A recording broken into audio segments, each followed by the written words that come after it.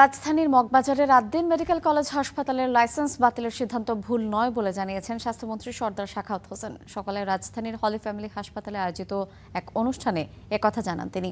স্বাস্থ্যমন্ত্রী আরও বলেন, মগবাজারের আদ্দিন হাসপাতালের ভেতরের পরিবেশ ছিল দম বন্ধ করা।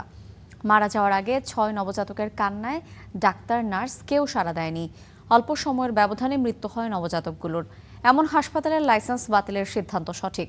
সরকারকে বৃদ্ধাঙ্গুলি দেখিয়ে অপরাধীদের পার পাওয়ার কোনো সুযোগ নেই বলেও হুঁশিয়ারি দেন স্বাস্থ্যমন্ত্রী সরদার মোহাম্মদ সাখাওয়াত হোসেন। এ সময় তিনি আরও জানিয়েছেন, হাসপাতালটি শুধু মগবাজার শাখার লাইসেন্স বাতিল হয়েছে।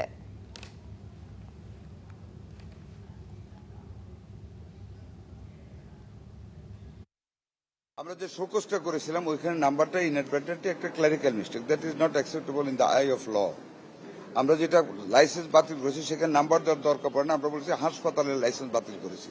এক্স্যাক্টলি এই ওয়ার্ডটা আছে এই সেন্টেন্স, কারণ আদালত জানে কি নির্মমভাবে, মানে 6টা শিশু কি নির্মম পরিস্থিতিতে তারা মারা গিয়েছে।